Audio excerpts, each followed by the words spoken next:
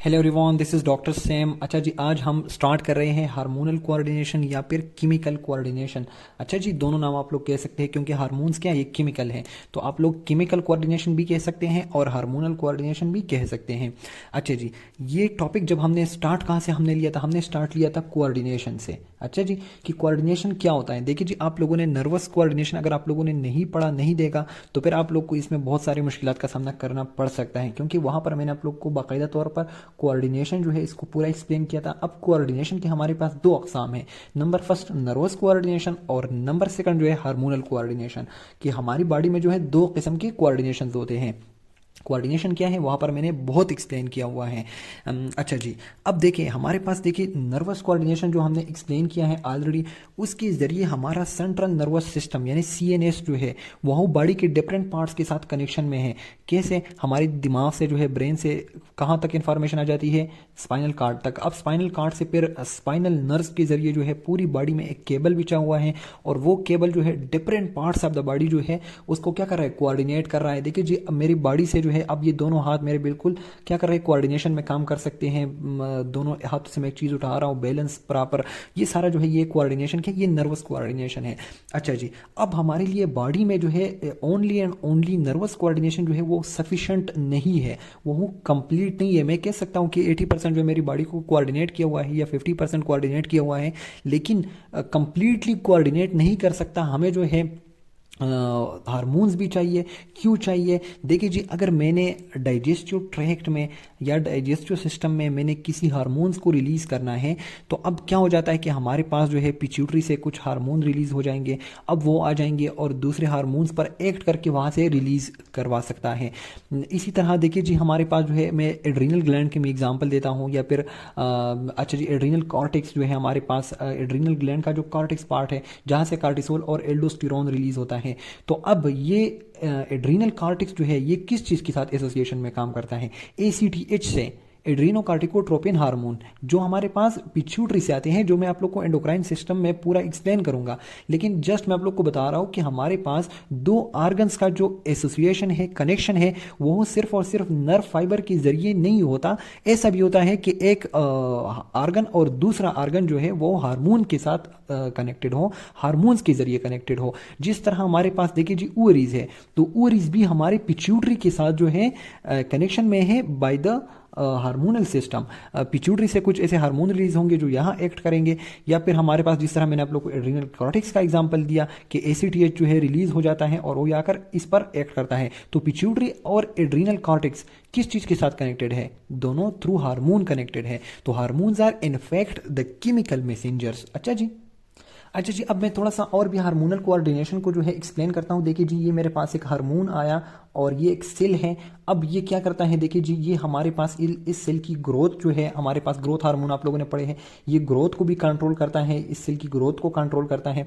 अच्छा जी, अब सेल के अंदर जो है मेरे पास बहुत सारे मेटाबॉलिक प्रोसेसेस भी तो होते हैं। अच्छा जी, अब मेटाबॉलिक प्रोसेस जो होते हैं वो भी ये हार्मोन कंट्रोल करता है।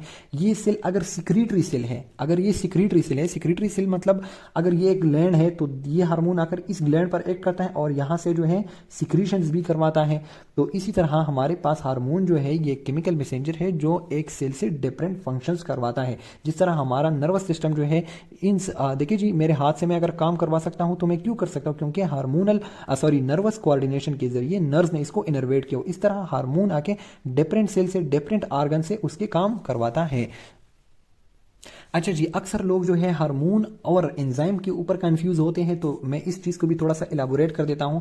देखिए जी, ये मेरे पास एक हार्मोन आ गया। अच्छा जी, अब ये हार्मोन जब यहाँ पर लगा रिसेप्टर के साथ, ये क्या कर देता है, ये हमारे पास एक सिग्नल इनिशिएट करता है, और एक सिग्नल के जरिए से यहाँ पर एक प्रोसेस इनिशिएट हो जाता है, प्रोसेस शुरू हो जाता है। अगर प्रोटीन सिंथेसिस हो तो वो प्रोसेस जो है इनिशिएट और फिर कंप्लीट हो जाता है। ये था हमारे पास हार्मोन का फंक्शन। अब हमारे पास जो है हमारे पास जो एंजाइम है वो क्या कर देता है, वो एक ऑलरेडी इनिशिएटेड प्रोसेस, अगर ये प्रोसेस जो है इनिशिएट हो चुका है तो इसको तेज करने के लिए हमारे पास एंजाइम यूज होते हैं। तो एंजाइम जो है वो एक ऑलरेडी इनिशिएटेड प्रोसेस को तेज कर देता है, जस्ट सिंपल स्पीड अप करता है। लेकिन हार्मोन जो है वो एक प्रोसेस को इनिशिएट करता है, उसको रेगुलेट करता है।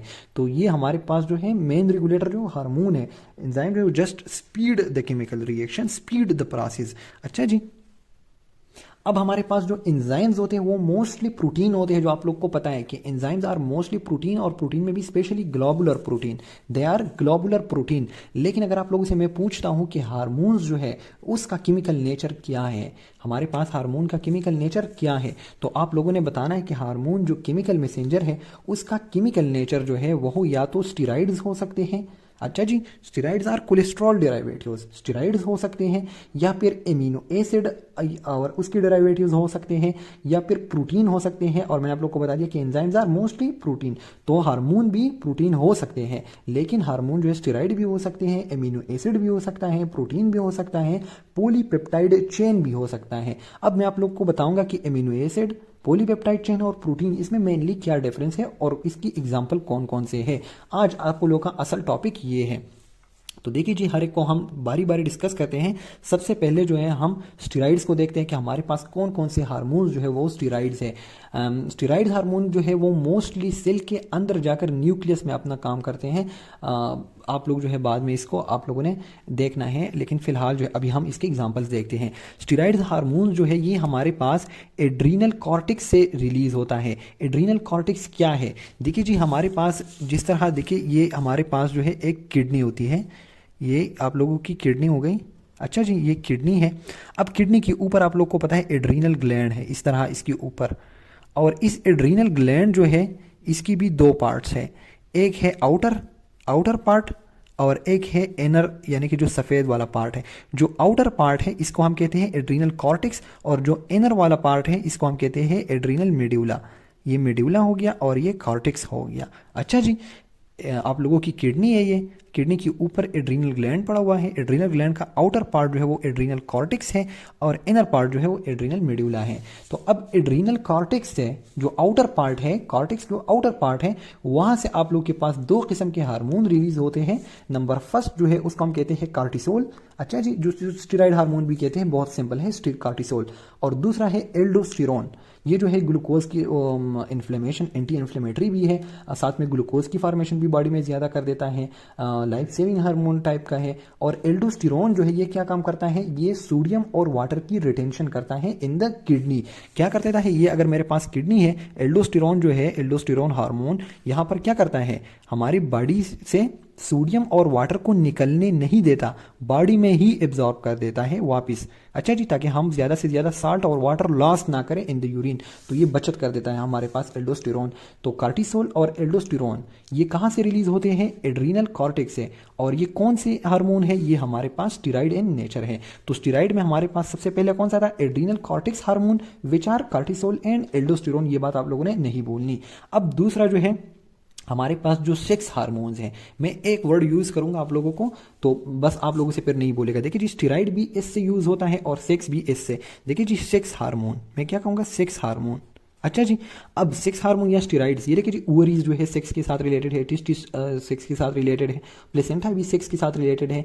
तो सिंपल जो है आप लोग इतना ही आसान रहेगा आप लोग को ये याद करना, और साथ में जो एड्रीनल कॉर्टेक्स ऐसी याद रखे। अब हम देखते हैं कि ओवरीज से, टिस्टिस से और प्लेसेंटा से, इससे जो हार्मोन रिलीज होते हैं वो भी हमारे पास क्या है? स्टीराइड इन नेचर है। ओवरीज से कौन कौन से हार्मोन रिलीज होते हैं? Estrogen and progesterone. Estrogen and progesterone क्या कर देते हैं? एस्ट्रोजन जो है ये हमारे पास एंडोमेट्रियल लिनिंग जो है ऑफ द यूट्रस, उसको क्या कर देता है? प्रोलिफरेट करता है। अच्छा जी, और प्रोजेस्ट्रॉन जो है ये असल में इसका मेन फंक्शन जो है वो ब्रेस्ट के अंदर है, ये ब्रेस्ट की डेवलपमेंट करता है during the puberty and in the pregnancy. अच्छा जी, लेकिन ये लिमिटेड नहीं है, ये भी हमारे पास एस्ट्रोजन जो है ये भी ब्रेस्ट की डेवलपमेंट में, स्पेशली जो डक्ट्स बनते हैं उसके में काम आते हैं। अच्छा जी, लेकिन अगर आप लोगों से सिंपल कोई पूछे तो एस्ट्रोजन जो है ये एंडियोमेट्रियल लिनिंग, ई से वैसे भी स्टार्ट हुआ है, एंडियोमेट्रियल लिनिंग की डेवलपमेंट करता है, और पी से प्रोजेस्ट्रॉन जो है वो ब्रेस्ट की डेवलपमेंट करता है। अच्छा जी, अब देखिए हमारे पास दूसरा ये ओवरीज वाले हार्मोन एस्ट्रोजन एंड प्रोजेस्ट्रॉन, और प्लेसेंटा वाले हार्मोन ये हमारे पास क्या है? ये सेम है। अच्छा जी, क्योंकि हमारे पास ओवरीज के अंदर क्या बनता है, कार्पस ल्यूटियम बनता है ना, आप लोगों ने पढ़ा है, जो कार्पस ल्यूटियम जो प्रोजेस्टेरोन रिलीज करता है। अब कार्पस ल्यूटियम तो फिर डीजेनरेट हो जाता है, खत्म हो जाता है, सही है। जब ये खत्म हो जाता है तो हमारे पास प्लेसेंटा तब तक बन चुकी है, और प्लेसेंटा से भी सेम हार्मोन ही रिलीज होते हैं। असल बात कहने का मतलब ये है कि ओवरीज से और प्लेसेंटा से सेम हार्मोन जो है वो रिलीज होते हैं, ये बताना था आप लोगों को। अब देखिए हमारे पास टिस्टिस रह चुके हैं। अब टिस्टिस जो है टी से टी टेस्टोस्टेरोन हार्मोन जो है वो रिलीज होते हैं, और टेस्टोस्टेरोन हार्मोन जो है ये हमारे पास स्पर्म की प्रोडक्शन में बहुत इंपॉर्टेंट रोल अदा करता है। अच्छा जी, इन द मेल स्पेशली ये क्या है, एंड्रोजन है। तो this is all about your steroid hormone. बाकी जो डिटेल है, डिटेल मैं आप लोग को इंशाल्लाह चैप्टर के अंदर पढ़ाऊंगा। अच्छा जी, अब हम आ जाते हैं amino acid and derivatives. Amino acid जो है एक एमिनो एसिड है हमारे पास टायरोसिन। टायरोसिन एक एमिनो एसिड है और इससे बहुत सारे हार्मोन बनते हैं। आप लोग देखें तो थायराइड ग्लैंड जो आप लोगों के नेक में प्रेजेंट है, नेक में, अच्छा जी, नेक के ऊपर जो है हमारे पास थायराइड ग्लैंड है, और वहां से T3 and T4 thyroxine and try iodothyronine and thyroxine ये रिलीज होते हैं। T4 को थायरोक्सिन कहते हैं और इसको ट्राई आयोडोथायरोनिन। अच्छा जी, T3 एंड T4 सिंपल आप लोग याद रखें। थायराइड ग्लैंड हार्मोन जो है वो क्या है, वो टायरोसिन डेरिवेटिव्स है। टायरोसिन एक एमिनो एसिड है, वो उसके अंदर इनकॉर्पोरेट हुआ होता है। तो थायराइड ग्लैंड आप लोगों ने याद रखनी है। दूसरा जो है adrenal medulla hormone. Adrenal medulla से इपिनेफ्रिन एंड नॉर इपिनेफ्रिन जो है वो रिलीज होते हैं। देखिए जी, यहां पर मैंने आप लोग को बता दिया था कि किडनी के ऊपर एड्रीनल ग्लैंड, एड्रीनल कॉर्टेक्स और ये एड्रीनल मेड्यूला है अंदर की तरफ जो जगह है। मेड्यूला से हमारे पास इपिनेफ्रिन एंड नॉरइपिनेफ्रिन ये रिलीज होते हैं, और ये हार्मोन जो है ये टायरोसिन डेरिवेटिव है। क्या है, टायरोसिन एमिनो एसिड है, उसके डेरिवेटिव है, उससे बने हुए हैं। सो बहुत इजी हो गया आप लोगों के लिए कि हमारे पास जो है एमिनो एसिड इन नेचर जो है वो हमारे पास थायराइड ग्लैंड से और एड्रीनल ग्लैंड से रिलीज होते हैं। अगर आप लोगों से कोई पूछता है कि थायराइड ग्लैंड वाले हार्मोन जो है वो किस नेचर के हैं, तो आप लोग उसको बताया कि T3 और T4 थायराइड से रिलीज होते हैं, जो कि हमारे पास टायरोसिन डेरिवेटिव्स है। अगर एक बंदा आप लोगों से पूछता है कि एड्रीनल मेड्यूला वाले जो है, मेड्यूला यानी कि अंदर की तरफ मेडल वाला जो जगह है, वहां से जो हार्मोन रिलीज होते हैं इपिनेफ्रिन एंड नॉन इपिनेफ्रिन, वो किस नेचर के हैं, तो आप लोगों ने सिंपल बताना है कि वो जो है टायरोसिन हमारे पास एक एमिनो एसिड है, उसका डेरिवेटिव है। अच्छा जी, अब इपिनेफ्रिन और नॉन इपिनेफ्रिन को दूसरे नाम भी कह सकते हैं, है ये। इपिनेफ्रिन को जो है हमारे पास एड्रेनलिन भी कहते हैं, इपिनेफ्रिन को हम एड्रेनलिन भी कहते हैं, और नॉर इपिनेफ्रिन को नॉर एड्रेनलिन भी कहते हैं। तो ये सेम चीज़ है। अच्छा जी, नाम में कंफ्यूज नहीं होना। ये इमरजेंसी हार्मोन है। इमरजेंसी के टाइम पे अगर कुत्ता आपके पीछे पड़ा हुआ है तो ये हार्मोन रिलीज होते हैं बहुत इमरजेंसी सिचुएशंस में।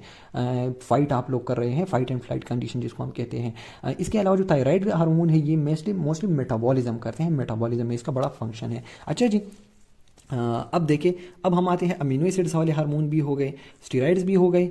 अच्छा जी, जो कि आप लोगों को ये यहाँ पर मिले। फिर अमीनो एसिड वाले भी हो गए। अब हम पढ़ते हैं प्रोटीन वाले। अच्छा जी, अब हम देखते हैं कि कौन कौन से हार्मोन जो है प्रोटीन इन नेचर हैं। प्रोटीन इन नेचर, एंजाइम्स भी है, ये बात याद रखनी है साइड पे।